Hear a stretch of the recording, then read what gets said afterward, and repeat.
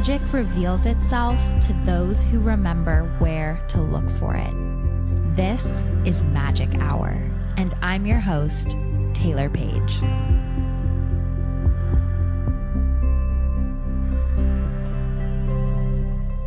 Welcome back to Magic Hour, everyone. I am your host, Taylor Page. And I'm your producer, Claire. Hello, everyone. Welcome back, and thank you so much for listening. So I'm so excited because today is another solo episode with just Claire and I, and I'm finally going to be telling the story of my whole experience at Arthur Findlay College, which for those of you who are not familiar, Arthur Findlay College is quote unquote the real life Hogwarts. It's this amazing college campus in Stansted, England, right by the airport in Stansted, about less than 2 hours outside of London, I believe.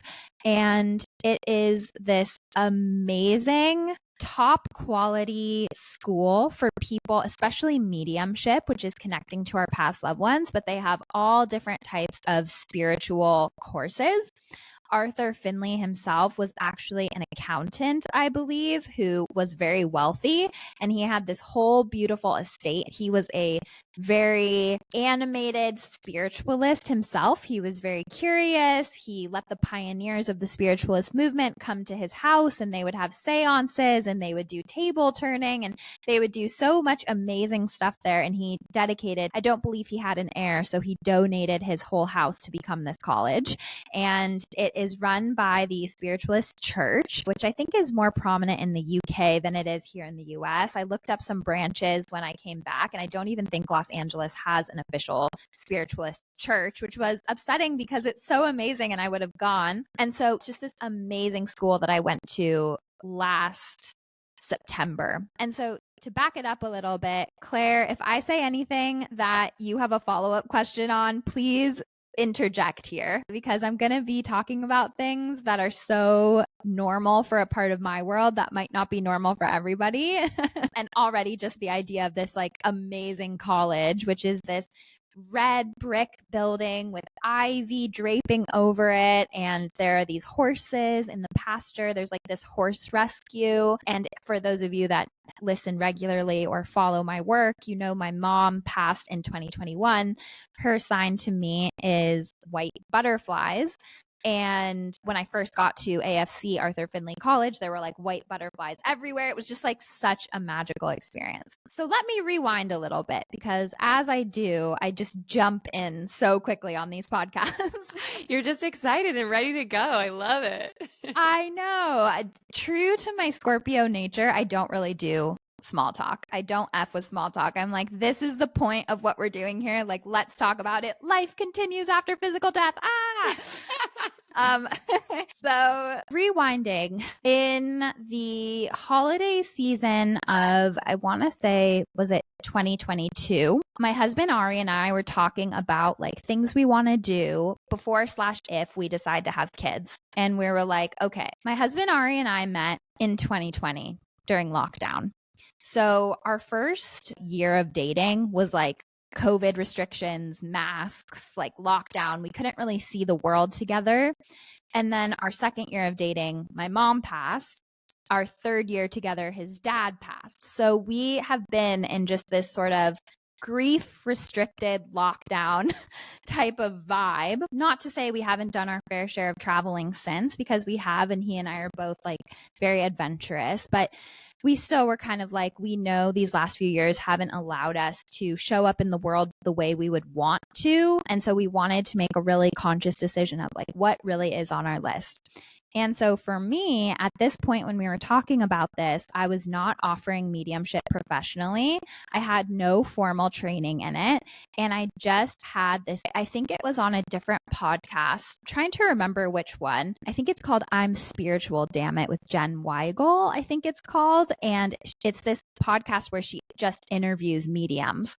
And I was listening to that, and it's sort of a nod to when you're meant to do something, your guides communicate so much much through a hunger for knowledge. Like years before I was doing mediumship, when I was still a little afraid of it, I was just devouring books by mediums, podcast interviewing mediums. It's like, it's so obvious when you look back, but sometimes your consciousness isn't ready to jump in yet. You aren't the version of self yet who's ready to go there, but your angels and guides are like priming you for it with the curiosity, the hunger for knowledge. And I couldn't get enough. And something that I noticed on that podcast is that a common theme was that a lot of them studied at Arthur Findlay College. And so I was like, what is this magical place? And so when my husband was like, what's like your bucket list stuff? What do you want to do? I was like, there's this college I keep hearing about in England. So he was like, you know what? I'll send you. He was like, just tell me when you want. And for your Yule present, because we celebrate the Wheel of the Year, for your Yule present, I'll send you. And my husband is so freaking supportive. And I don't know if I would have been able to go without him. So such a gift. He is just the best. Shout out to Ari. Like, I know. What a king. And just so one of the things I love the most about him is how he takes such pleasure and delight in giving the people he loves the things they love. It's just such a wonderful way to be. And whether that's an experience or a gift or whatever it may be, like he just is he shows up so wonderfully for the people that he loves. And it's just beautiful. I call him my Fareshte, which is the Farsi word for angel. And I've always called him that, Fareshte Mani. And he is just such a freaking angel. Like it is crazy. And I'm truly happy that everybody that I wanted to work out before I met him didn't. This is like a classic thing. Like, do not let your boyfriend keep you from meeting your husband, ladies, because never settle, because amazing men exist. And I also think, first of all, my husband is just amazing. He's a Taurus double Cancer, and he's just such a nurturer, a lover, generous, a giver. Like, he's just so amazing. I can't say enough about my husband.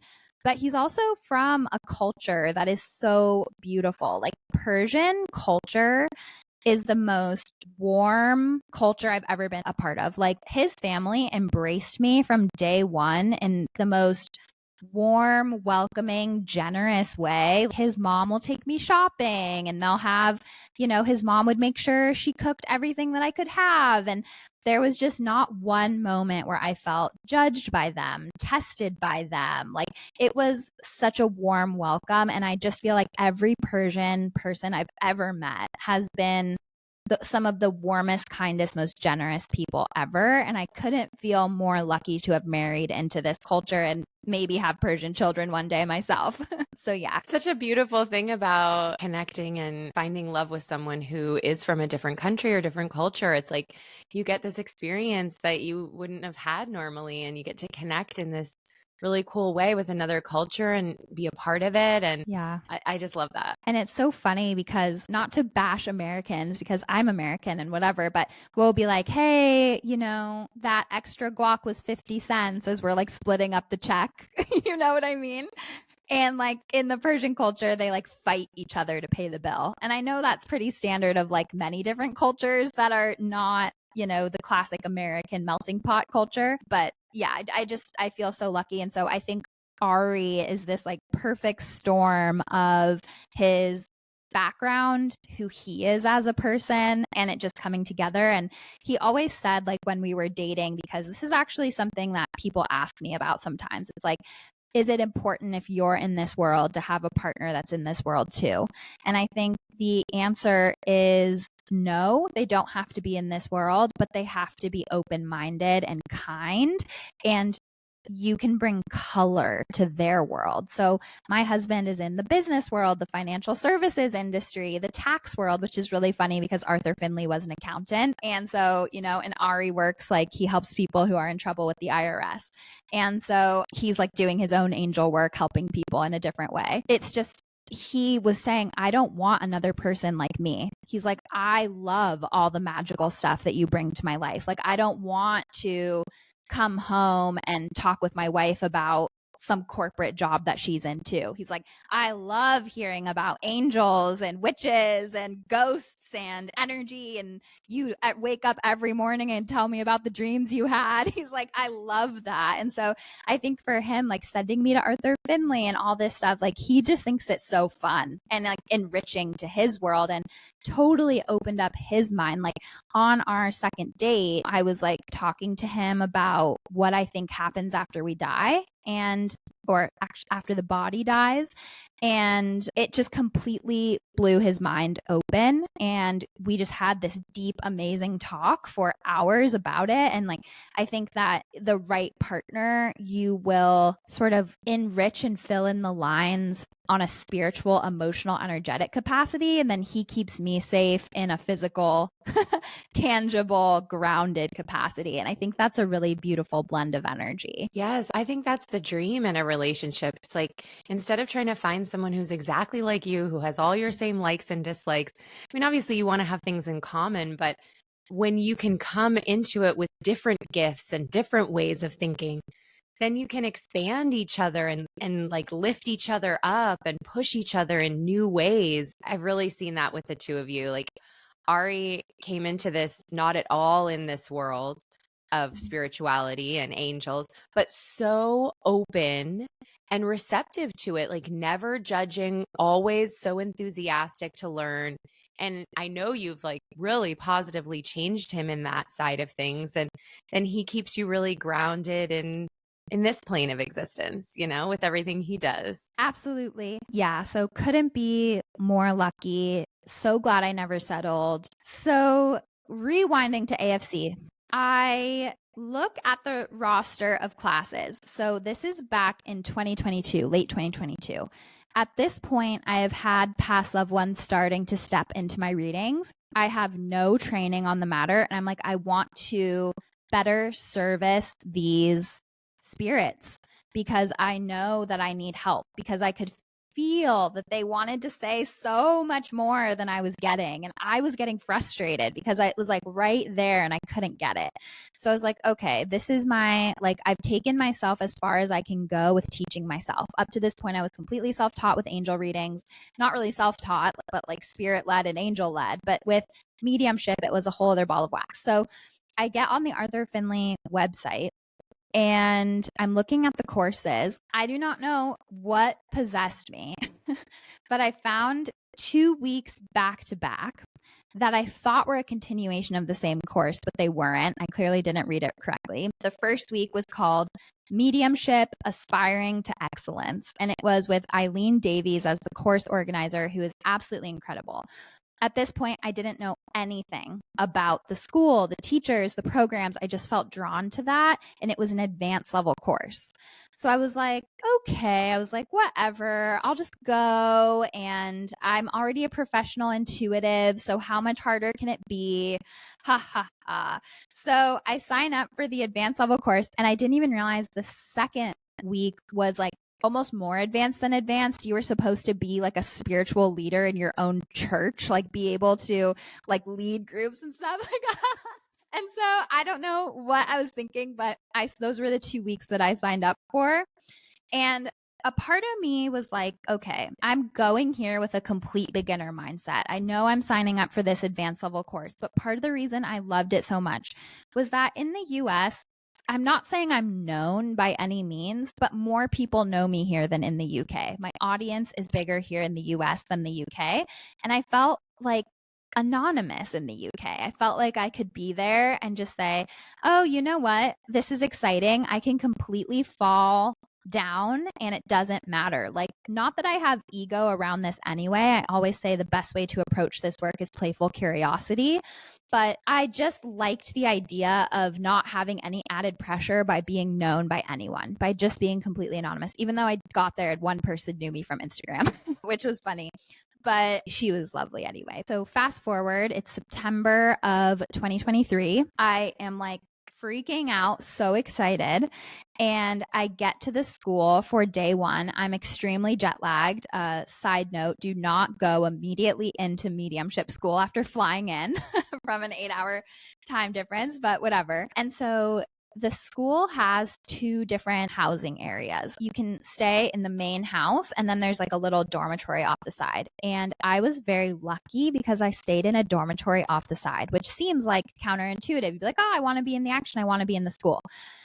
Oh my gosh, I have never felt anything like the energy of that school before. And for my second week class, I was staying in the main building and it was way too much for me. Like I was struggling with that. And so I actually really liked being removed in like the little dorm cottage off to the side. You know, you have to walk through this like beautiful kind of forest and gardens to get to the breakfast in the morning. And it's a nice energetic reset. And I was just floating on a high. I've never done anything like this in my life. Like it truly was a retreat, a class, a healing balm. It was everything all at once. So an interesting thing happened. So you get there, you check in on Saturday, and there's like a reception welcome thing in what they call the sanctuary. And the sanctuary is the most beautiful place energetically. And it's where all the services are held. It's where we all gather. It's where we meditate as a group every morning for 30 minutes. It was just such a beautiful place. So it was kind of funny because I get into the sanctuary and there is just about 100 people who are pretty much, I would say, 50 to 60% were probably working mediums full time. And I would count myself in that number because I wasn't a working medium, but I was a full-time intuitive. And not everyone there was doing this work full time,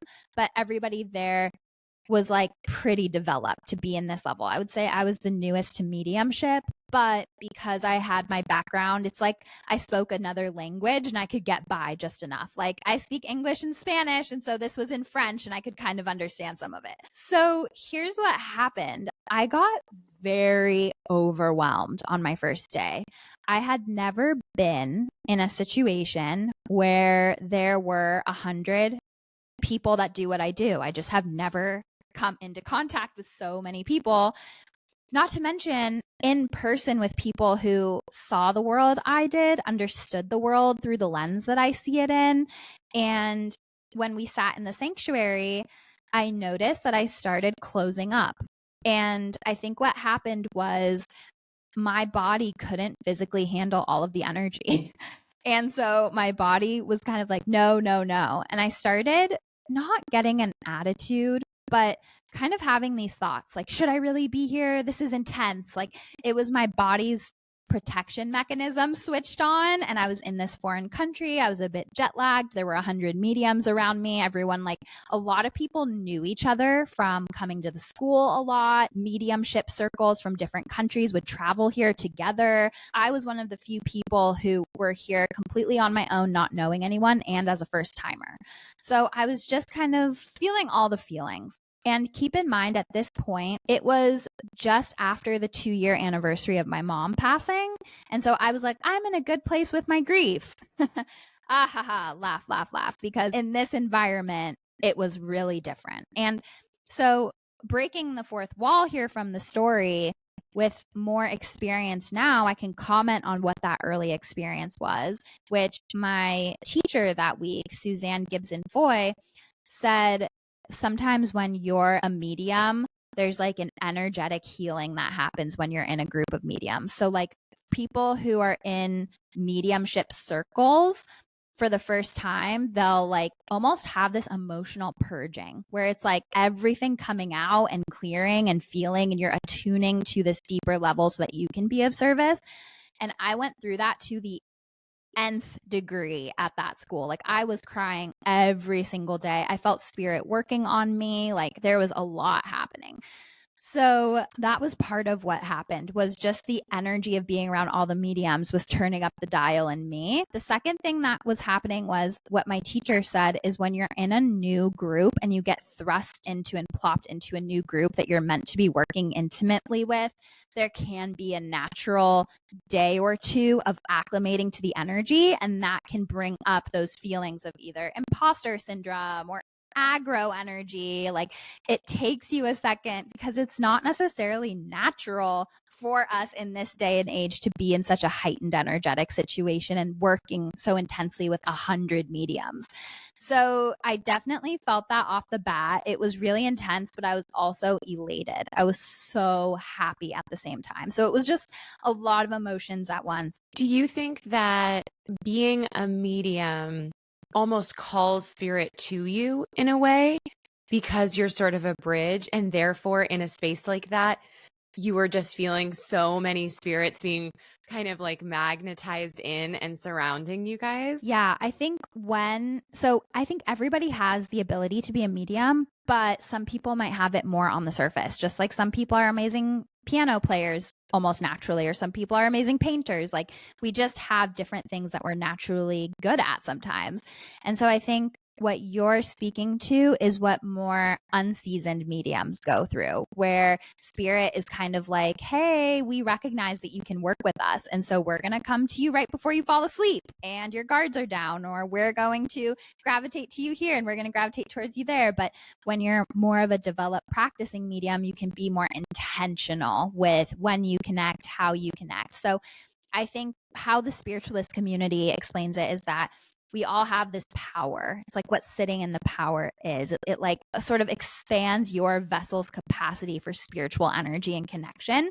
And I think what just happened was my vessel immediately started getting expanded just by being in that experience, being around those people. And I was experiencing that as a little bit of a growing pain, you know, like when your ankles hurt, your Achilles tendons hurt, but it's because you're growing.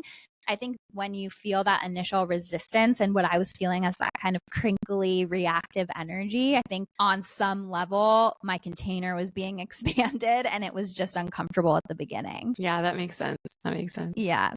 So then we get in line to go to dinner for the first night. And I didn't know that who you sit with at the table you're sitting with for the entire week. There's like a rule that who you sit by, and I didn't know that because it was my first time. Everyone else knew that. So there's this rule that who you sit by, you have to stay by. So I felt like there was almost this karmic, important group of people being woven together at my table. And it was people I would have not necessarily thought I would have picked, but then ended up being like the coolest table ever. So I was in line and I was with this guy named Mark who became a friend of mine over the week, and he's an amazing medium. Amazing. And he not full on mentors me, but we still meet up on Zoom and like practice together sometimes. And so the first day, I'm like such an emotional Scorpio, but I was in line after that event at the sanctuary. And I just like started talking to Mark. He's a Gemini. And I was like, oh my gosh, I've never been in an environment with so many like spiritual practicing mediums and intuitives. And I just started crying to him. I was like, this is so beautiful and I'm so touched and this is such an amazing experience, which is just so me. I cry over everything. And he is like the sweetest person in the world. And I was just drawn to him right off the bat. Like I was saying on the first day, I was very overwhelmed. I kind of had my walls up. I was like, I don't care if I make any friends. I was just very resistant. But then I gravitated towards him like almost immediately, felt safe with him, was crying to him. He just made me feel so welcome. He's been to the college so many times and he's very, very much high up. Like he's not ordained as a spiritualist minister or anything, but he knows the ropes. He's been practicing for a long time and he's amazing. So he and I like sit together and we have this amazing talk. And I was saying, it's my first time here.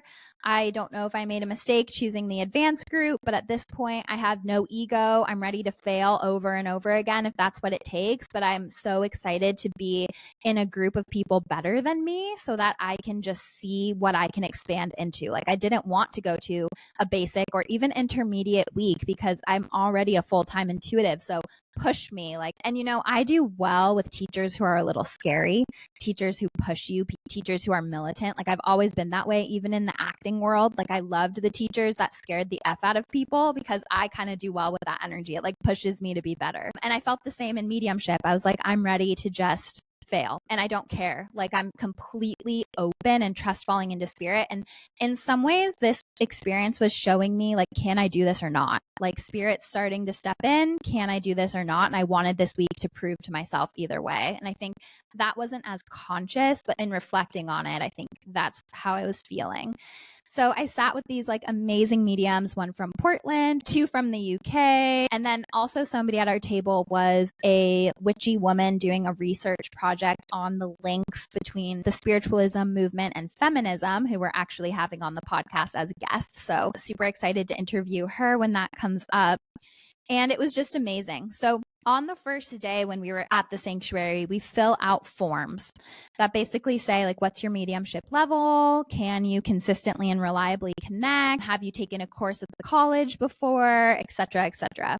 So it's really funny thinking back to this form because I was saying, like, yes, I'm a full-time angelic intuitive. Sometimes I have mediumship connections come into my readings, blah, blah, blah. In the UK, they are not as, and I don't really like this term, but they're not as woo-woo as we are here. So they read, okay, here's this girl who's never been to the college. She says she talks to angels. And she says she like, works with cards and this and that. They're like, okay, here's this girl from LA. We don't know if she's real at all. And she's never been here. And she's saying things that we don't really resonate with. We're putting her in the most basic group. They split the groups of like 100 mediums into groups of 5 different groups with 5 different teachers. So we would have these intimate groups that we would work with consistently. And then in the middle of the day, different teachers would lecture on different topics and we could choose which lectures we wanted to go to. And then we'd meet back up with our group. So I was like the first name on that they chose for like the most basic group. And I was so happy about that. I was like, oh my gosh, yes, like, thank you. This is amazing. And people in my group were really good too. Like the people in my group were a mix. I would say most of them were not full-time practicing, but some were, and they were just first timers at the college. And also what would happen is when big mediumship groups from other countries would come in, they would split them up because they didn't want them working with the same people that they work with in their regular mediumship groups. So they would split them up. And so some people who were probably at a higher level would come into our group. But remember, we were the beginner group of the advanced week. So we were still, I would call us more intermediate, but I was like, okay, let's do this. So of course, me being jet lagged, I'm waking up at like 4:30 in the morning every day, just like wired on black tea, like my eye twitching, just ready to do mediumship and like jump in. I'm like, come to me, spirit. And so we were in this room. Oh my gosh, what was our room? It was the Pioneer Room for anybody who's gone to AFC, which is like a really amazing room. And it's the room where the healers come to work. And so at this point, I was so stoked. I honestly never at one point was I scared. Never at one point was I like, oh my gosh, like I'm really nervous and what are we going to do? Like for me, I felt like a kid in a candy store. I was like, oh my gosh, I get to practice and spread my wings and think about this in a new way that I've never thought about it. I think from being a full-time intuitive, proving to myself day in, day out, I can do this and get reliable, accurate information. And also going on that own journey with myself and my own inner villain voice of like, am I really connected? Is this really real? Like I had already done all of that, not all of that work, but a big majority of that work to the point that this school wasn't triggering that in me. This school was actually just an exciting opportunity for me. So we get into class. I would say there's maybe like 15 of us, 12, 15 of us in our group. And it was really funny because our group kept getting smaller and smaller because this week, since it was an advanced week and some of the mediumship tutors on the week were like kind of big names in the Arthur Findlay mediumship community, a lot of people kept trying to leave our group. They're like, I don't want to be in the most basic baby group, like put me with the most advanced. And so the group that my friend Mark was in kept getting bigger and bigger and bigger because he was in the highest level group. And my group kept getting smaller and smaller and smaller. I was like, more individualized attention, baby. Let's go. The very first day we go around, we say our names. I was like asking our teacher, I was like, can we all say our zodiac signs? She was like, no. I was like, oh, okay.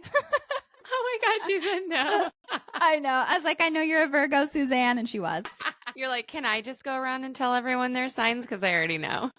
Exactly. I was like, okay, Libra, Aquarius, Scorpio. Then I realized, oh my gosh, I don't have my cards to rely on. And previous, I would always use my cards. And I was like, here I am at this school. I don't know why I didn't think of that, but I don't have my cards. So she was like, let's just break off into groups and give each other a reading. Let's see who we connect with. Let's assess our ability. Let's see if we can maintain a link and blah, blah, blah. So I started connecting with this woman, and I was like, again, I was approaching this with playful curiosity. I was walking my talk. This is what I've been saying forever. And I was like, I'm so excited to just play. What's the worst thing that could happen? No one comes forward or I get a no. It's like, okay, well, that's why we're in school. Then I can identify the block, like I just came into it with, I think, the right energy. And so I connect with this lady and I immediately get a connection with her mom, who is telling me about a baby in spirit who would have been her sister who passed, and she could validate all of that. And I was like, this is cool. Like off the bat, I'm kind of pushing myself. When I took away the crutch of my cards, I could see what I could do without them. And I think that's a lot of what there's a obstacle for with the spiritual community's growth is we start to get superstitious and reliant on certain crutches. But it's like, what if you actually tried it a new way? You might realize how much you could expand. And that's what this week taught me. It's like, wow, I had no idea I could do half of the stuff that I could do because I never tried. And we just don't try. So something interesting that happened to me that I want to share in that first reading, I want to share it because I think it happens to a lot of mediums, and I spoke about it with my teacher, Suzanne. So in the first reading, as the mother spirit started getting closer to me, I would have a physiological reaction where I would see this orb of light when I closed my eyes getting closer and closer and closer to me. And basically, the closer it got to me, my eyes would start to like shake. Like my eyes would start to twitch and my face would shake a little bit. And I would have a physiological response. And in the past, in my readings, when past loved ones came through, that's how I would know that they were connecting to me, is because I would see this orb of light. And as it got closer, my body would start to actually shake a little bit. And even like a friend of mine who I gave a reading to, a family friend, was like, you were shaking. And I was like, oh my gosh, I didn't really even realize that. So I asked my teacher about that, and other people in the class were like, that happens to me too. That happens to me too. So I asked my teacher and she was like, okay, so basically what happens is when you're having a mediumship connection, there is a physiological element to it. Our nervous system has to speed up to raise us to the vibration where we can connect with spirit. And I love how no nonsense they are in the UK. They're so funny. She was like, so mediumship is already scary enough to people who don't know what's going on or who aren't practicing mediums. And the last thing we need is for you guys to be shaking like scary possessed people, like in readings. And she was like, so what you're going to need to do is realize that sometimes you can form bad habits in the beginning and start to rely on things like that to know that you're connecting as a crutch, and you won't feel like you're connecting unless you get that. She's like, we need to nip that in the bud right away, and you need to train yourself and to ask spirit, please show up to me a different way, or please show me or hear a different way. And literally as soon as I got that information and I changed my narrative and what I was looking for, it never happened again.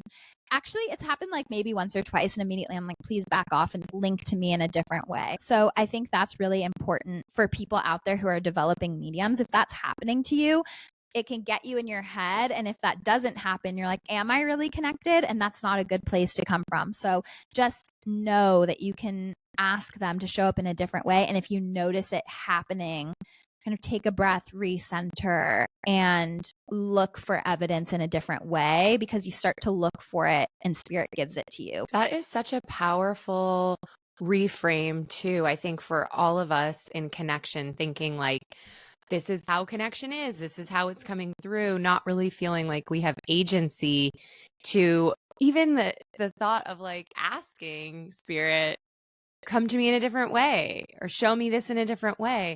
I don't think I've ever given myself that permission. Like I just thought, catch it if you can, versus like, no, you're in a dialogue and you can give feedback or ask for it in a new way. Yeah, just like our relationship with anybody. Yeah. Like, if somebody speaks too fast and you can't understand them, would you just like kind of keep trying to understand them as they're speaking fast? Or would you say, hey, can you just slow down a little bit? I'm not hearing you, you know? And it's the same with any relationship. So that was already like such a cool breakthrough. And like I said, I was truly in this kid in a candy store moment because I had been having all of these mediumship experiences on an island and I didn't know anybody to talk to about it. And there were just some technical things that I was like, okay. And so I was just picking my teacher's brain. I was having the best time. I would like be there with my little notebook with like 5 million questions for her every day.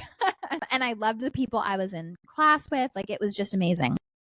So the second day was, I would say the second day of Arthur Findlay College was the day that I knew without a doubt that I was meant to do this work. So we go into class and we're talking about how mediums can get in ruts where we just share the same kind of evidence. It was a heart attack, or they died this way, or, you know, they were this age group when they passed. But like we were kind of getting more into the diverse evidence that we can give and what's possible. And something that I loved about my teacher, and I really do feel like I was led to her for a reason, is that she's highly clairsentient, as am I. I think that's like her main clair. And so she could teach me in such a beautiful way because that's her experience. And she's like way down the path ahead of me on this journey. And so she was showing me like, start to let the spirit work with your hands when you're clairsentient. And you can start to say like, oh, I feel like they were thin, or your hands might go out and you're like, I feel like they were bigger, or oh, they're making me feel like this is the right height to stop. Were they about this height? Or like you can start to kind of play with it, or let your hands move chronologically and be like, oh, okay, the further they get, the older they pass. Like you can start to let spirit work with your hands. They can even start to have the same mannerisms when you're really blended with them, and you can start to move like they would have moved. And so that to me was so cool. And I mean, here's the thing about Arthur Findlay College. Like these people are the real deal. There is a treasure trove of knowledge and it's incredible. And my teacher was just such a treasure trove of knowledge. Infinitely grateful for her on my path. So she showed me more things that I could do with my clairsentience and how you can highly develop that clair to work in ways that I had never thought about. And that's what's so cool, is applying my skill set and my connection to spirit in new ways. And so we were writing on the whiteboard like different things we could get, like somebody's job, somebody's personality, physical description, how they passed, a memory with them, like an important memory. And sometimes spirit can show up as a different age or show you different memories, like remember when you were 12 and we went to the zoo, or maybe this was a song that you danced to in your recital. Like there's so, I mean, people live completely different lives at different ages. Like they aren't just how they pass. They aren't just one personality. Like people grow and evolve and are so multidimensional. And if you can capture that in your evidence, it makes the person come alive to the sitter in a way that truly leaves them without a question of doubt that their loved one is with them. Another piece of evidence can be what's currently happening in the sitter's life. Like I've had people be like, congratulations on your pregnancy, you know, like there are things like that. So that was so amazing to me too, because my mediumship was so not sophisticated. When I started at AFC, I was like, woman here, love you. And like I was so frustrated because I knew there was like so much more I could tap into, but I just didn't even know how. I didn't know how to expand. I didn't know what I was looking for. So I was just like, woman, maybe mom, love, miss you, proud of you. Like just so not sophisticated. So this was like the day where I was like, holy F, I've got this. So we paired off. There was one woman in my class who I freaking love. And, you know, we're still friends on Instagram. And I would always get paired with her. So our teacher would pair us up intuitively. She'd be like, you guys work well together. You guys work well together. And like the coolest thing was how she ran the show was all intuition. She's like, what do I want to lecture on today? Yes, this is coming through. Or like they're showing me that you work predominantly with this Claire and they want you to practice this. Like she would be constantly like this orchestrator of spiritual energy in this most amazing way to see what was possible. And it truly felt like I was at the X-Men Academy. It was amazing. And it was also amazing to see how different mediums had different gifts and different like kind of ways of expression. Like some of them would draw. One of them was a medical intuitive. Everyone has kind of like different little things. So I would always get paired with this one lady and we worked really well together. And I just loved her because I felt like I could say anything and she would be supportive. And that's something that I loved about our class too. It's like because we were all in the beginner class, it was such a blessing because we all like didn't give an F. There was no ego. We were like truly here to just support each other. And I was like, truly anything you say to me, I'm not going to make you feel bad if it's a no. And I'm going to rack my brain to think of anything spirit might be trying to say by that. Or I'll be honest and just say, I'm not getting it, but keep going. Like that's not what they're trying to say, but keep going. And so it was like a very supportive environment, which I loved. And so that first reading I had, I finally didn't get that orb like flying into my periphery and making me vibrate anymore, which was nice. And I connected with this woman's dad. And it was right after the lecture of different types of evidence. And I got his personality. I got his dynamic with her. I got his job that he worked in construction. I got a bunch of other stuff too. I can't really remember because it's been a while. But that was the first time that I was like, I'm doing it. Like I'm getting evidence and I can do this. I don't have my cards. This orb of light isn't like making me twitch. Like I'm doing it. This is so cool. And then I connected to another spirit as well. And she was telling me like, I was your mom's best friend. And, you know, she showed me her personality and she showed me she lived on a lake and she showed me some other stuff and all of it was validated. And I was just feeling on a high. I was like, oh my gosh, like this is what I've been looking for. Like I knew they were trying to communicate with me more than just like a feeling of love. Like, thank you. So that day after that exercise, this is the moment that changed my life. We're all in a circle and the teacher says, okay, now for the rest of the week, we're going to be doing demonstrations. A demonstration is where you stand up in front of the group, you get a spirit for someone in the group, and you give a reading in front of everyone. Now, this was the first time that I was like, holy F, I didn't even know this was an option. Because I'm so new to the mediumship world and community, I thought it was all going to be one-on-one, which is a format that I'm super comfortable with as a professional reader. And I did not realize there was going to be a demonstration.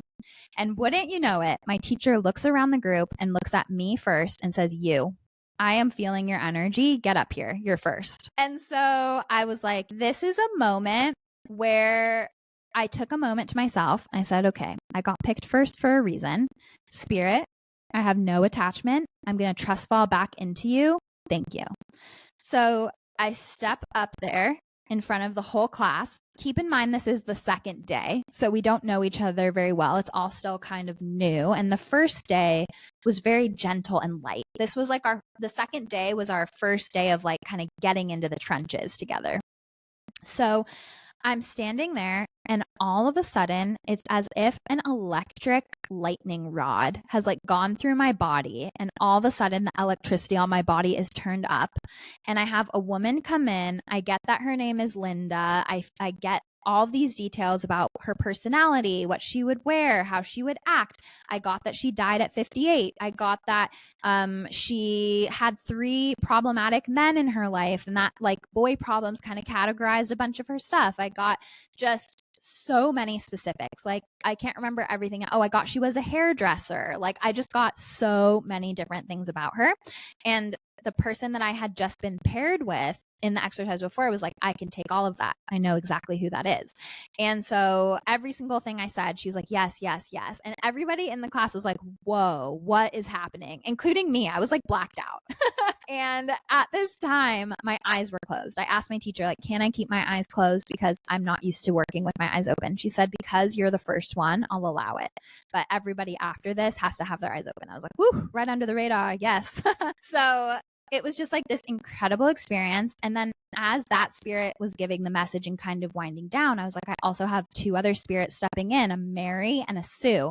And the same sitter was like, those are my two friends who just passed, a Mary and a Sue. So like I was super, super tapped in. And so now in retrospect, what I knew happened is that, first of all, you get a huge adrenaline rush when you are presenting. So that's a part of it. It increases your like power in this way, and it makes your nervous system like on crack, which just gives that higher like connection. But the other thing that happens is when you're demonstrating, your teacher sends you a little of their energy. So my teacher had her hand behind my back and sent me some of her power, and it was like a lightning rod experience, and I just knew everything. And what even further reflection says is that this is actually a somewhat common experience for first timers, where spirit almost shows you what it's like to drive in a Lamborghini, like what's possible, where you can go if you reach the highest level of your development. And then it shows you like work up to this. So I saw like I can be super tapped in if I continue to develop, like, wow. And for the longest time I was like, can I even do that outside of Arthur Findlay College? Like and yes, turns out yes I can, but it with like development and practice and consistency. But they show you that first glimpse into what's possible. And it was like the most amazing experience. And here's what also taught me so much.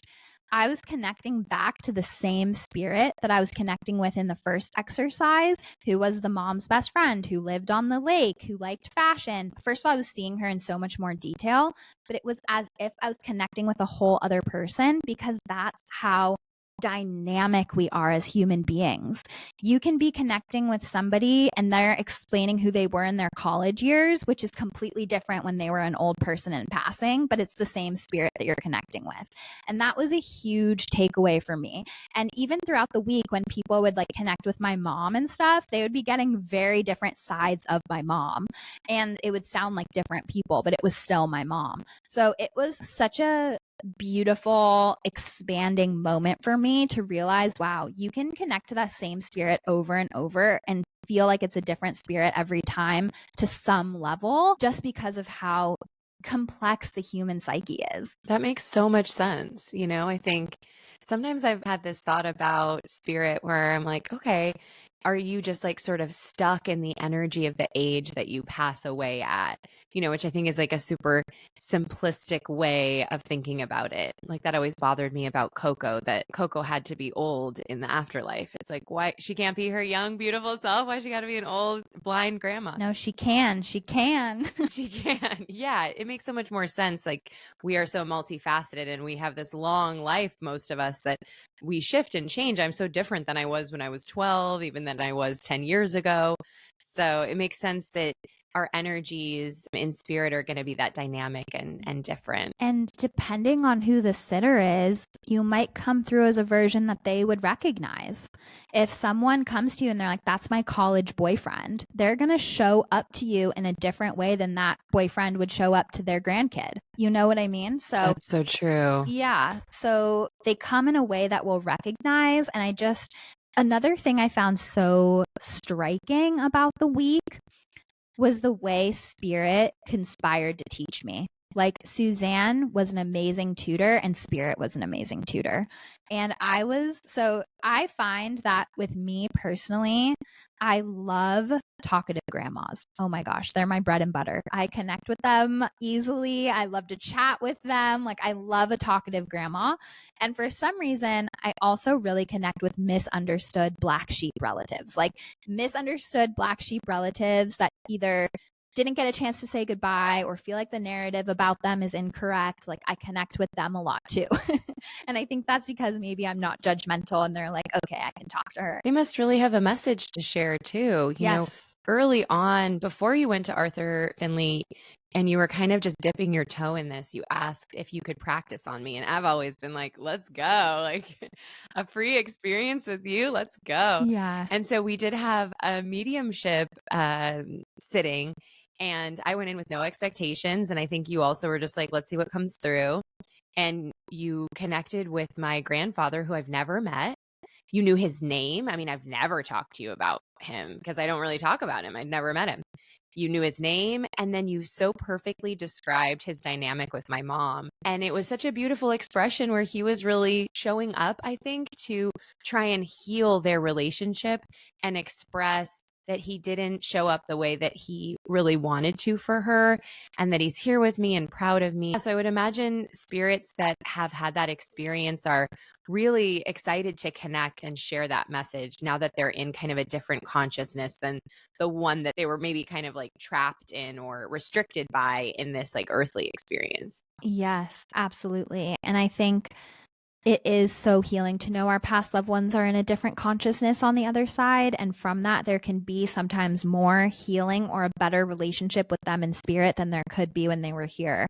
I mean, this is kind of a tangent, but I did a reading with this woman whose dad murdered her mom and went to prison. And they were both on the other side. And I had a 25-minute reading with her that was not supposed to be mediumship. If you know my offerings, like I don't even offer 25 minutes anymore. And I don't do mediumship unless it's 45 minutes or up. And our almost entire 25-minute mediumship was his apology, his message, what he wanted to say, what the mom wanted to say. They both came through. It was intense. And so spirits with unfinished business on the other side will shoot their shot. And I think on another side note, what makes me a little different as a medium is that I was an angelic intuitive first. And that does show in my process, meaning the angelic intuitive side is more about the deeper themes and meanings.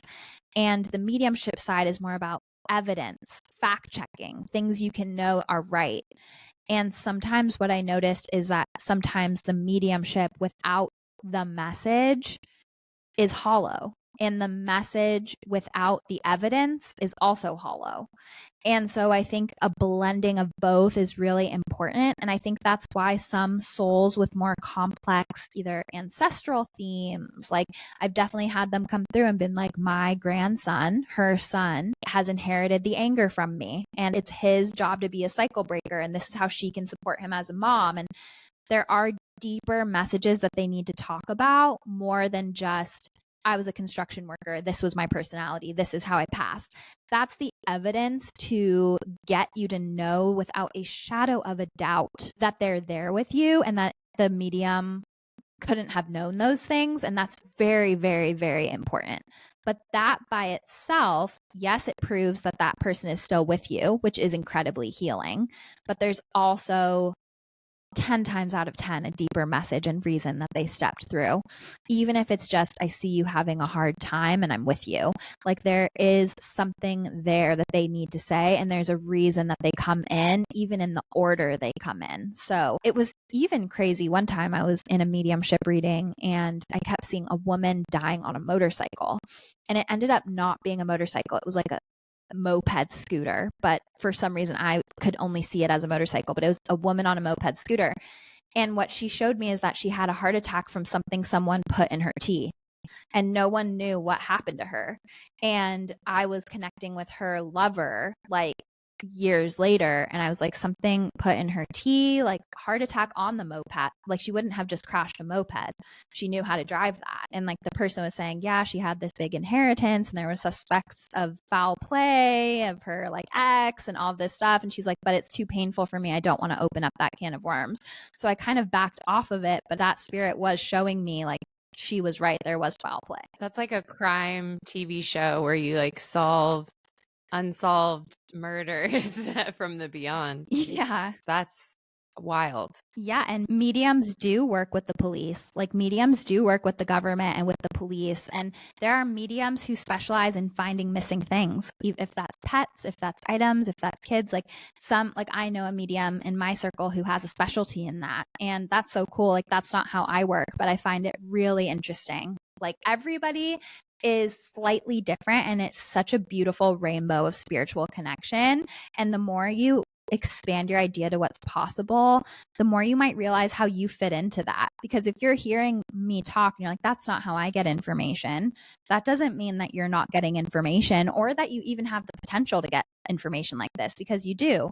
But your way that spirit plays its music through you might be completely different. And that's by design, and that's perfect, because if everyone did the same thing, it wouldn't be as magical. And spirit works through all of us. That is such a beautiful way to put it. The way the music comes, you said it better. Spirit plays music through us. Yeah. And I just wanted to quickly define, you basically just did define it, but I didn't know what an evidential medium meant. And you basically just described it, but can you reiterate what that is? Yes, that's such a good point. So in the spiritualist community, they are all about evidential mediumship. Evidence, evidence, evidence. And they say, until you have given 3 to 5 pieces of solid concrete evidence, you're not allowed to give the message.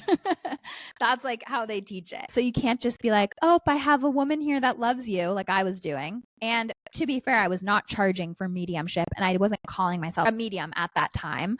It was just kind of happening to me, and I couldn't not say it. And in a lot of cases, it ended up being what that person needed to hear. I mean, all the cases. But the evidential medium part is basically just that. You're somebody who leads with evidence and holds yourself to that standard and is constantly developing and expanding your idea of what that evidence could look like. And it can get so cool how specific and niche and creative. Like, playful curiosity is the perfect way to approach this work, because spirit loves to play with you, and they're so creative, and it's so fun. It's like you're playing a game of Pictionary, of like, it's just really fun. And spirit is so intelligent in the way that they share messages too. Like, it's, the more you tap into it and realize how intricate and the endless possibilities of where it can go, it will blow your mind. And that brings me to the Arthur Findlay College pioneers. And there were pioneers of the spiritualist movement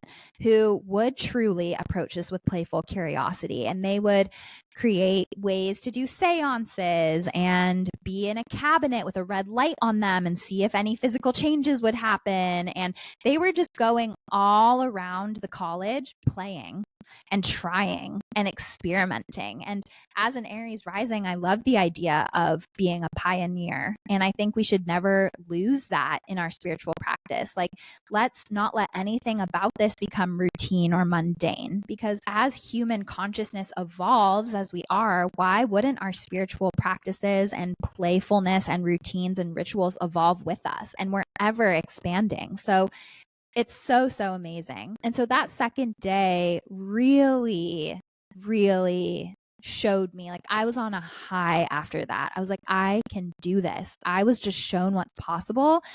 And a part of me, I don't want to say I was skeptical, but I am a naturally skeptical person. I just am. Like, I am the last person on earth that would think I would be doing this professionally. I truly wanted to be a comedy writer, you guys. And so I kind of came to the college like, let's see what this is all about. Here's an advanced level course, so it should be like the best of the best or whatever, and let's just see what happens. I'm totally open, but if I don't feel like I'm getting 5-star evidence or even 4-star to show myself that I can do it, I don't know if this is for me, because I see mediums out there and what's possible. I hold myself to a high standard. I feel really good about my angel readings, but for mediumship, I was just kind of like, let's see. I had never seen it to believe it. I'd never been to an amazing medium. I did get some practice readings in with like you and our friend Caitlin, and I did get some pretty undeniable things there. So I was definitely open, but you know, it takes repetition to break through the inner villain voice sometimes. And so going there and seeing without a shadow of a doubt that I was getting details about this woman's mom's best friend in the UK that I could not have known anything about, who I just met, getting her job, her age, how she dressed, her personality, the life lessons she was going through, the message that she had for the sitter, like, that truly blew my mind. Like, it blew my mind. I did not blow myself away. Spirit working through me blew me the F away. And so it was just so amazing. And I remember calling my husband and my dad that day. I was like FaceTiming them every day. And I was like, everything just changed. Like, they just pulled me up to demonstrate. And I got this and I got that and I got this. And they were like, you're joking. Like, what are you talking about? They were like so confused and surprised and happy. So that was really amazing. Another thing that I found really touching is that I've always had a really special relationship with Ari's grandfather. Even though I never met him, he has come to me in spirit before to introduce himself. And he told me that Ari was going to tell me that he loved me. Both of his grandparents came to me to tell me that. And I got his personality. I saw that he had blue eyes in the dream, which he did. And everything. I got the dynamic of him and his wife. And I just remember feeling like welcomed to the family by them, which was like so beautiful. And then Ari told me he loved me 3 days later. And I was like, your grandpa already told me. Haha. That's adorable. I know. And so at AFC, we would all be giving each other readings. And of course, I went into it. I was like, Mom, like, this is our time to freaking shine. Let's go. And she wasn't coming through. She was not coming through. And I was getting really emotional about it. And I was like, I want my mom. I want my mom. And like nobody was connecting to my mom and until like the last day. And then she came through like in every reading, which I'll get to. We'll see if we have time. I might have to do a part 2 on this because there's so much to say. But Ari's grandpa was the first one that came through for me as one of my people in spirit on the other side. And he was like, oh, okay, I'm getting a grandpa and he has blue eyes and, you know, he's this and that, and like perfectly described him. And like my people on the other side were kind of quiet. Like I wasn't getting that much of a connection, and Ari's grandpa kept coming through for me. And I just remember feeling like so loved. And it's also so special because it's a Persian custom to give the bride jewelry on her wedding day.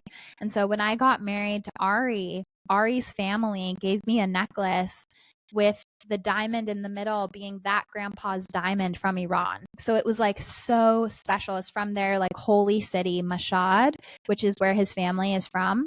And the diamond is like the diamond that he gave to his wife, like from Mashhad. And so I feel really connected to those grandparents, but especially the grandpa, because he was working with me. And it's interesting because that was like a very holy spiritual city in Iran that he's from too.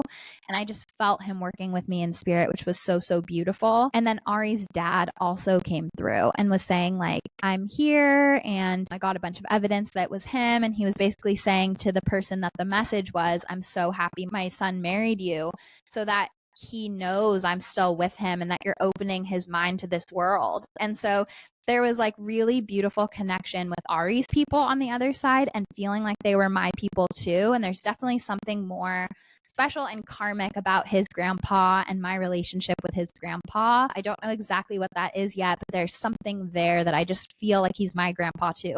So that was really, really special. And I mean, he is in this way. That's what's so beautiful about a marriage and coming together. It's like you get this whole new family. And even though you never met him, it's like he is part of your family. And what a beautiful thing to connect with him in that way. Yeah, exactly. It's so special. And it's funny too, because he came to me in meditation the other day and I was like, I know Ari's never met you. And he was like, no, I met him when he was a baby. I was like, wait, what? And so I asked Ari and he's like, yeah, I did meet him when I was like a little baby. I was like, oh, okay, cool. He's special and he's always around. And that was like such a special part of the AFC experience. And then every day we would just go to these amazing lectures where we would learn about different aspects of mediumship and connection. One of them was a demonstration lecture by Chris Drew, who's an amazing mediumship tutor. Eileen Davies was amazing.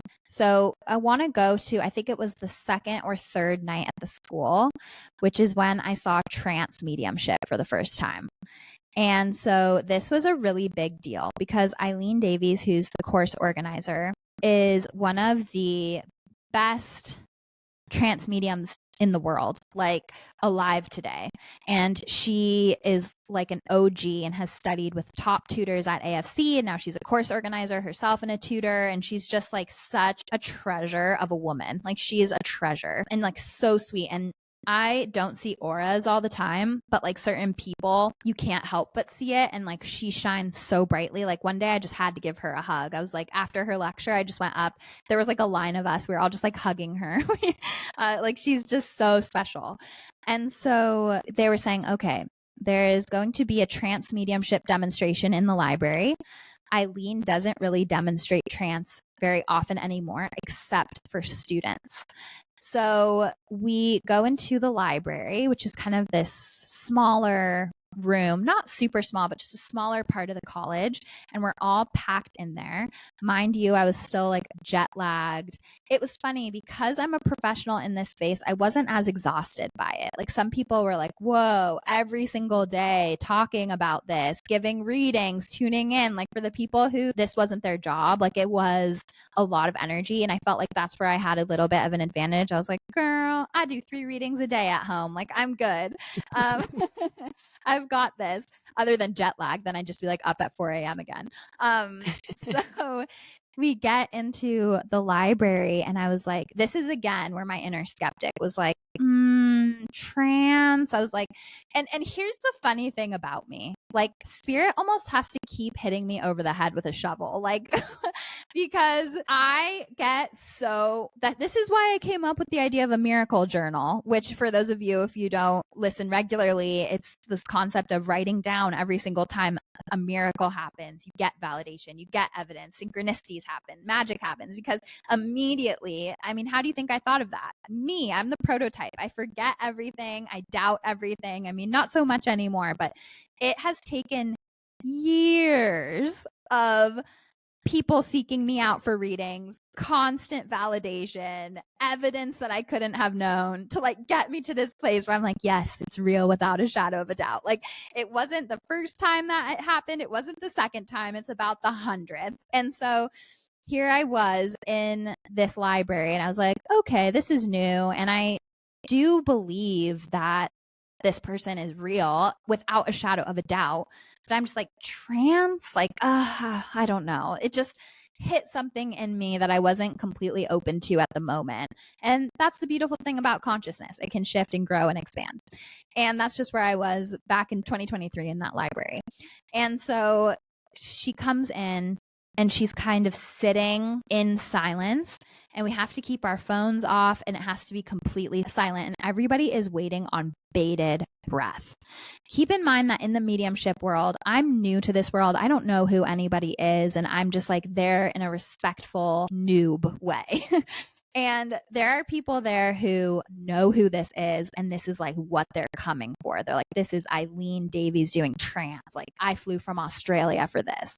So I'm just there and I'm like, I'm respectfully kind of to the side in the middle and just watching. And then I start to see energy move above her head. And this is what is so fascinating, is that sometimes I can actually have psychic sight that can seem like physical sight. And I just see energies around people, especially in places of worship, like temples or churches or things like that. And so she was sitting in this chair. The teachers were sitting in a row around her, and she was kind of slumped over. And above her head, I see about 3 to 4 spirits circling and deciding which is going to connect with her. Like 3 to 4 different like energy swirling masses until one connects with her. And all of a sudden, she comes up and is like, hello, everyone. Her voice has changed. Her mannerisms have changed. And so basically, for those who are not familiar with trance, if you're a spirit medium like me, you are somebody who blends with spirit and is almost a messenger for them. Like you're blending with the spirit and you're talking. Trance is more advanced. It's when you get to a place where not just a meditative state where you can be open for things to come through. You get to such a deep meditative state that your consciousness can take a step back and spirit can speak through you and become the main consciousness. And I have actually experienced a few nanoseconds of that at Arthur Findlay College, and it was wild. But trance is crazy because it requires such trust. Like you can't be worrying about what you're thinking, how people are seeing you. You have to fully surrender and step back. And so she's this practiced trance medium who's just amazing. And so she gives like the first sort of message with this first spirit, then she goes back down to something. Then a second spirit comes, and it's this Southern woman, completely different voice, completely different mannerisms, Southern woman. And then she goes back down, and it's like a man or whatever. So I was just like completely in awe. And so what was happening is as she was going, I was getting more tired, to the point where I could almost not keep my eyes open. And I was like, is this jet lag? Like, I'm not usually tired at this time. What's going on? And I noticed a few other people doing that too. And we were all kind of just like starting to slump in our seats. And I was like, this is so rude. Like, this has been so hyped up, and I can't be like looking bored or tired, but I genuinely can barely keep my eyes open. So I was like fighting with every fiber of my being to like look alert and be open. I was like, haha, yes. Of course, I wouldn't miss a moment. So the next day in class, we were talking about it. Like, how did you enjoy the trance mediumship and everything like that? And I was telling my teacher, like, I don't know why, but I was having a really hard time staying awake. She was like, did anybody else feel that? And a couple people raised their hand, and she was like, that's what happens. Trance takes so much energy for spirit to work that way, that part of the reason Eileen likes to do it for students is because spirit can take some of our energy to do it. So spirit was picking people and basically using our power to sustain 45 minutes of trance mediumship in a row. And I was like, oh my gosh, I've never slept so well. And here's the weird thing too. After that, I called Ari because that was kind of our routine. As I was getting ready for bed, he was waking up or in the morning. And I was telling him about everything that happened that day. And he was just like, whoa. I started almost talking like the Southern spirit. It was really weird. I was like, okay, honey. And that's what she would say. She's like, yes, honey. And I was like, okay, honey. And I was like, I never talk like this. It was like so weird. It was almost like a residue of that spirit. It was so strange. So that was really interesting. And that's the thing about Arthur Findlay College.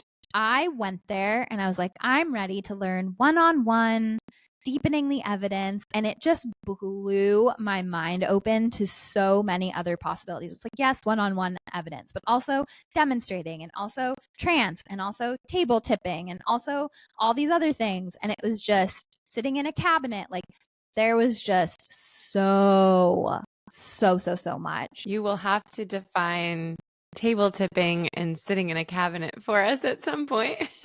I know. I'm wondering, should we do a part 2 because it's getting to be so long? Maybe. I mean, it's just so amazing and interesting. I'm sure you had a ton of other incredible experiences there too. I'm just getting started.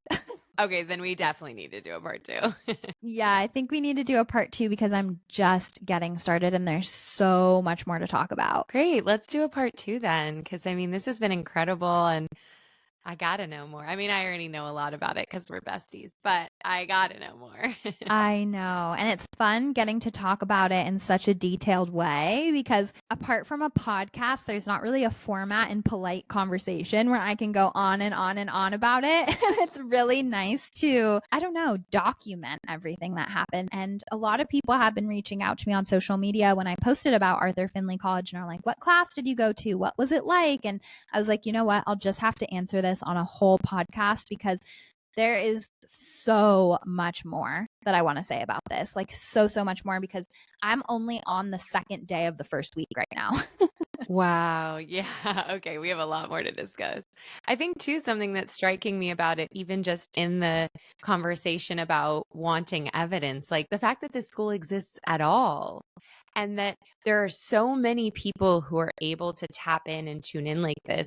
To me, that's another facet of overwhelming evidence. It's not just like you, Taylor, having these experiences and can't define them. It's like, no, there's a school you go to hone these skills. There's a community of people who are doing this either professionally or semi-professionally. And what an invitation for absolutely all of us to know and trust that this is available to us. We have our own unique spiritual connection and skills.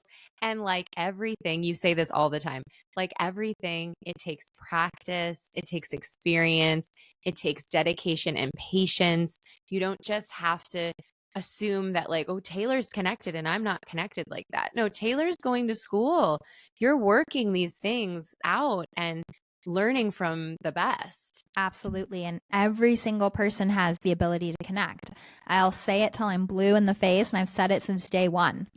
And sometimes you don't think that's supposed to be your path, like me. I was like, no, comedy, comedy, comedy. And this has been so rewarding in a way that I think the lightness and the levity that I gravitated towards from my comedy path is a really nice complement to the gravity and the grief and the intensity. And I think if I was like completely serious, maybe I wouldn't be the voice in this space that spirit needed me to be. So I think, again, there's no accidents. And I even find that my acting background really helped with the demonstrating part of it. And I think my improv has so many ties to mediumship. You have to listen.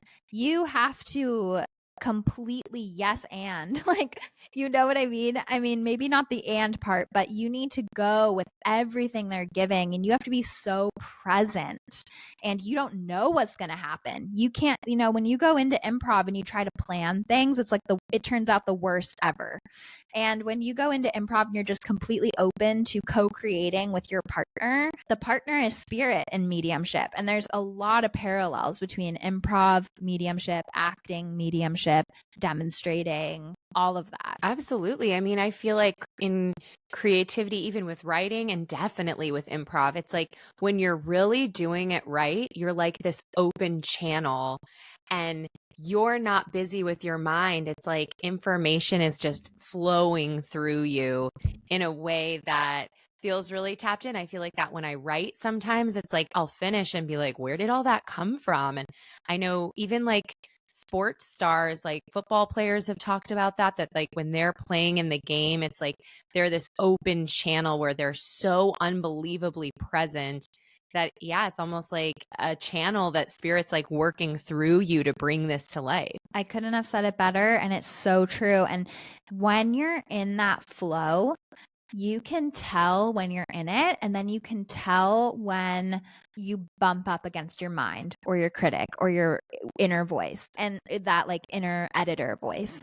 And so that's like what it feels like when the mind comes in. And so that same comparison between improv and mediumship, it's the same. And in mediumship, you can almost feel when what you're about to say is not right. And you're like, oh, I know this isn't right. Like, something's about this is off. And you can feel when you're not in the flow with spirit anymore, and that your mind is coming in. And that's kind of same with improv. You can feel when like you're trying to desperately think of something or grasp onto something or say something next, instead of even just standing in the silence in character, is much better than your mind trying to grasp onto something. And you can get a laugh just from being in character in silence. You can get a validation or a yes from your sitter just by sitting a second longer in that person's energy and letting them tell you what's next instead of grasping for it. That is such a life lesson in every way of like not needing to rush to the next moment to fill it in, but allowing yourself to be in the empty space and trusting that the next moment will come. You don't have to force it. Absolutely. And that's so true. And that's why improv is a life skill. And that's why they're like, you, Bob from corporate, go to improv classes. Because it is a life skill, and it teaches you how to dance with life. It teaches you how to dance with spirit. It's like how metaphorical is it to just be on a blank stage and all you have is yourself and maybe a partner, maybe not. And that is life. Like, we are on this blank stage, and can you go moment to moment with confidence, knowing that what you need to say and do will make sense when it gets there, instead of coming into it being like, I'm going to make a joke about a chihuahua that dances and I'm going to talk about that in the scene, and like going on to the stage with that in your mind, because it never works out. Oh, that story would have fallen so flat. You know, it's like, it was funny before in the spontaneous moment where you thought of it. Exactly. And then now it's not going to be funny again because you're past that moment. Now you got to trust in the new moment that something else will come through. The more you trust in that, the better you are. I mean, I've had it over and over again. It's what you said about like, okay, spirit, I'm going to trust fall back into you. Like that is improv and that is life. Like, can we embrace that for life? Yes. And as you're talking, I'm getting this phrase, presence is power. Presence is power. And when we are present in a full body, soul, heart way, we will know exactly how to move in the power. And when we are in our mind or trying to control or trying to project or trying to predict, we think we know better than spirit. We think we know better than our higher self. We think we know better. And it's taking us on little side quests until we learn the lesson that we actually don't. But presence is power. Well said. Thank you. It truly wasn't me. I'm just a voice for spirit, honestly, with this podcast. I'm like, spirit, give me a microphone. I'm ready. But no, I so loved this chat. And Arthur Findlay College truly means so much to me. There's so much more I need to say because there have been infinitely magical experiences that I want to share, not from a place of bragging. Like, that's not what this is about. Like, look at all this evidence I got, but more about taking you on the journey that I went on that really, truly, in a full body way, showed me how real this is and also expanded my mind to what's possible and also showed me new ways to look for evidence and new lessons and aha moments I had along the way that I hope will help you on your own path too. That's fantastic. Well, we will definitely do a follow-up episode. And then who knows, maybe a third if there's just even more to say. I know, there's so much. Yeah, it's just awesome. So yeah, hopefully you guys enjoyed this and we'll have more to come on this topic. Beautiful. Let's transition to sitting with spirit.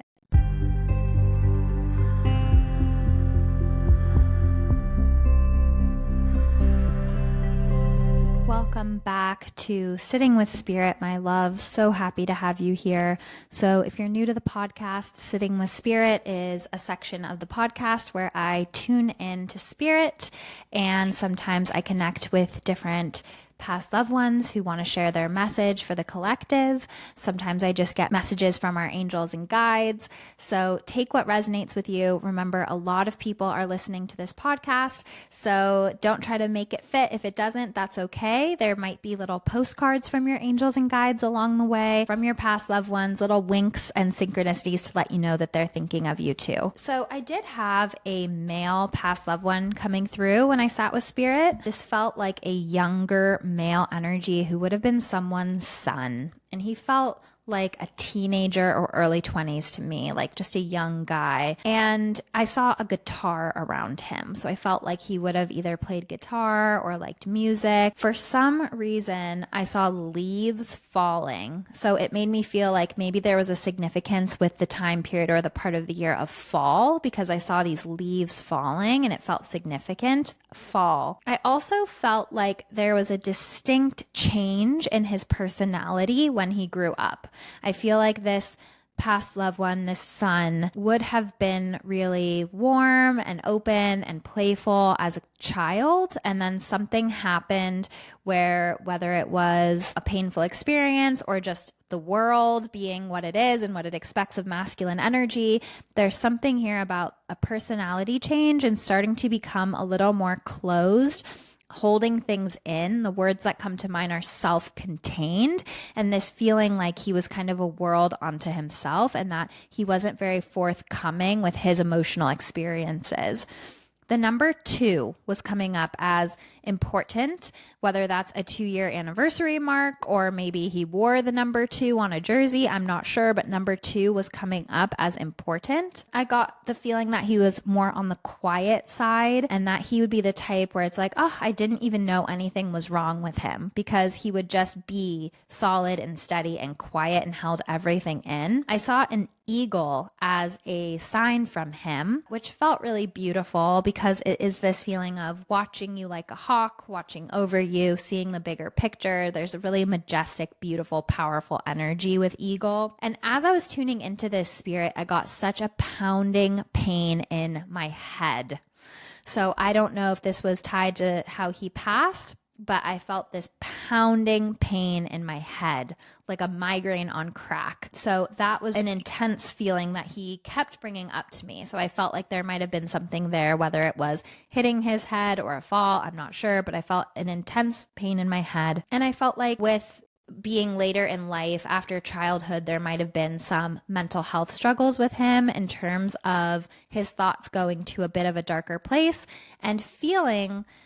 And this is his overall message, is basically when I was here, I felt like I had to hold it all in and be so strong. And I wish I asked for help. I wish I was more open. And this is actually a message for all of the parents of boys who act like they're okay and nothing's wrong, especially boys. It can be any kid that acts really strong. But it's this message here of the boys need help.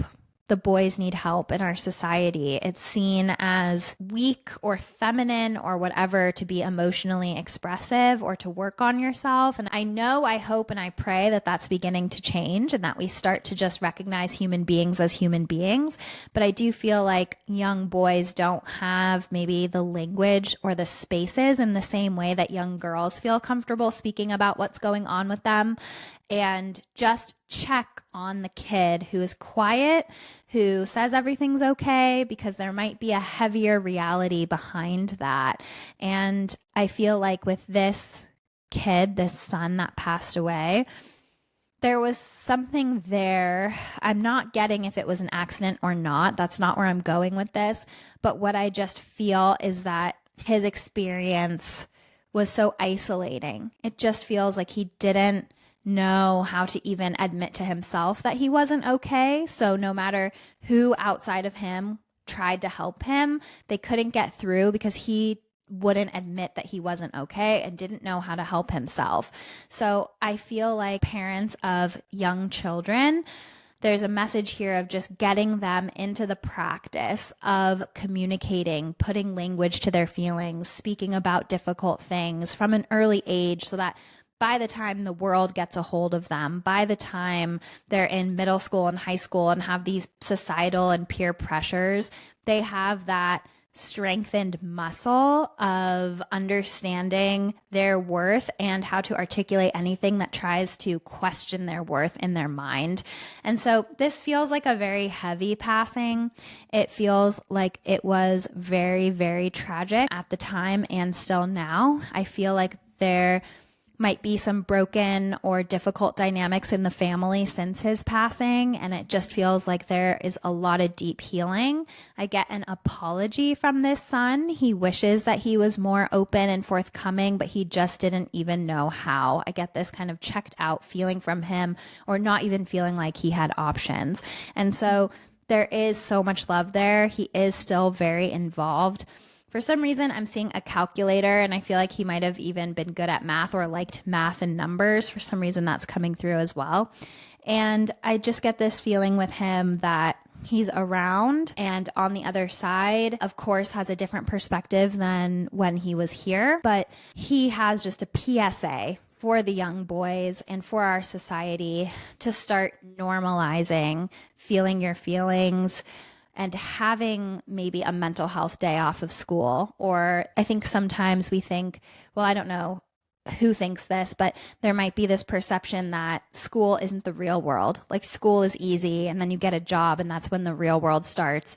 But in reality, going through puberty, going through high school, the different societal norms and pressures and expectations, it's a lot on a still developing brain and body. And that is the real world for them. And so dismissing the problems or struggles of people who are younger as not as serious can lead to a path that becomes heavier and heavier and heavier. So check on the quiet kids, check on the strong ones, check on the ones who struggle in silence, and start to create bridges and spaces and tools for them to let their inside turmoil be expressed and transmuted. And creativity and art is such a good place for that too.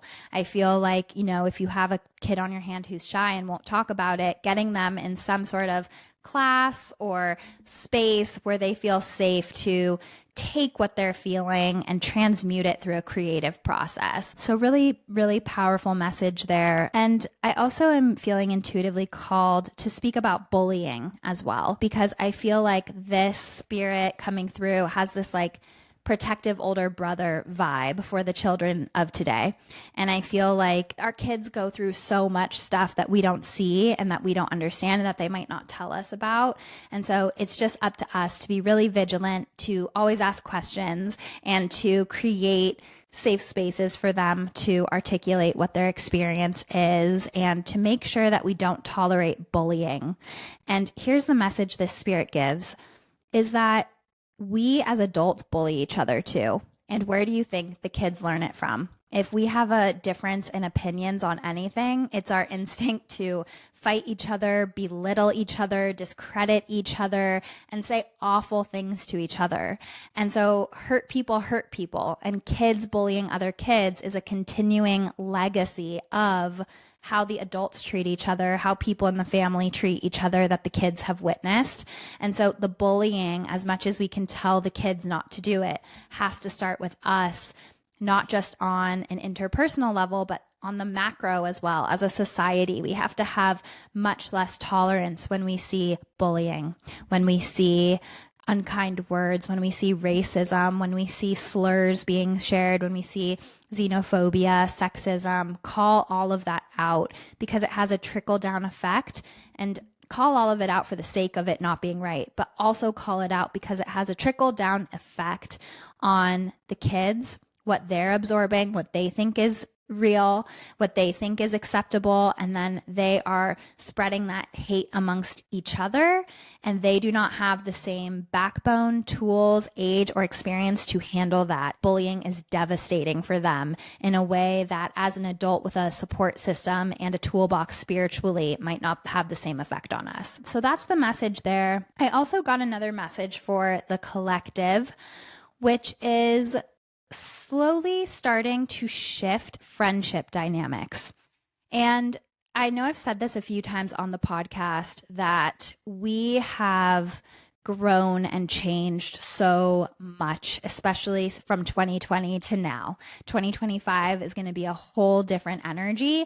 20 to 24 was like each year one step up the same mountain, and 2025 is a completely new energy. And I've talked about that before, I think in Earth Angel Club. We are changing so much and growing and evolving from a root level up. And naturally, that's going to change who we resonate with on a friendship level.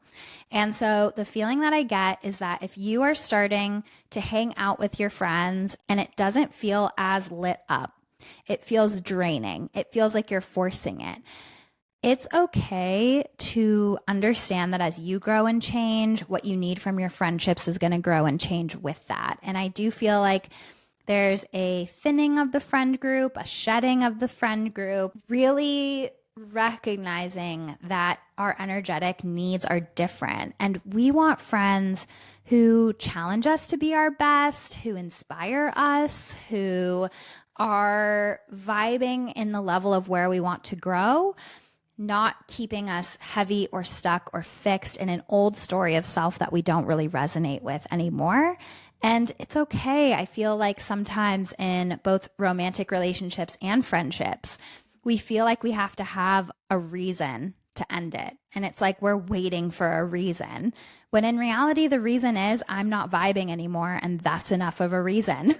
The reason can be because I don't want to, and that's completely valid. So listen to your heart. This is a byproduct of Pluto in Aquarius, and it's only going to get stronger, is this feeling of, because Aquarius rules friendships, networks, and like community, Pluto in Aquarius is really changing, transmuting, and letting the ashes fall away from our communities, our friendships, and our networks. So this will be especially apparent for the 20 years or so, I have to check that Pluto is in Aquarius. So if you notice friendships feeling more forced or misaligned, don't take that any type of way other than, oh, my energy has shifted. Something has shifted and changed.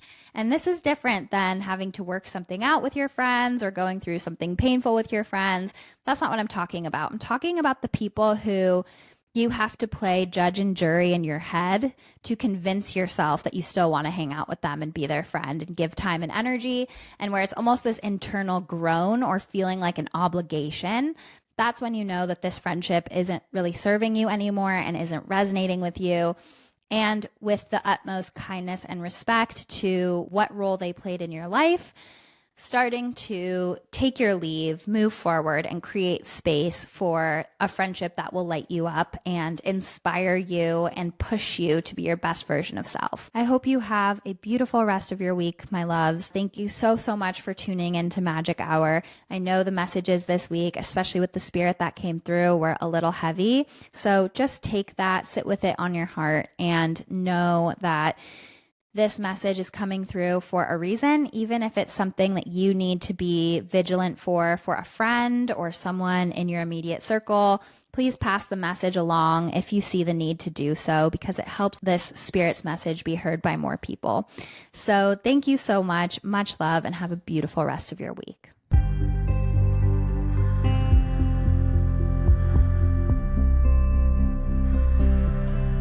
For more information on Taylor and her work, go to angelsandamethyst.com or connect with her on Instagram at angels_and_amethyst.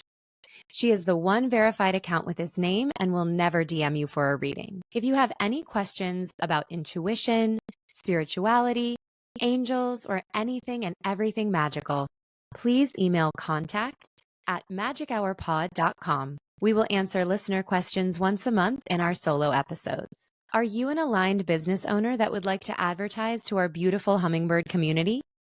Please email contact@magichourpod.com. Make sure you're subscribing to Magic Hour so you never miss the magic. And don't forget to leave us 5 sparkling star reviews.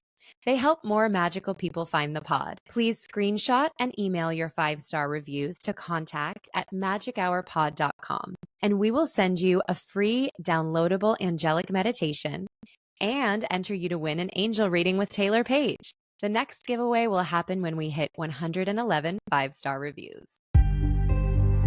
Thank you for listening to Magic Hour with Taylor Page. Remember, you are magic.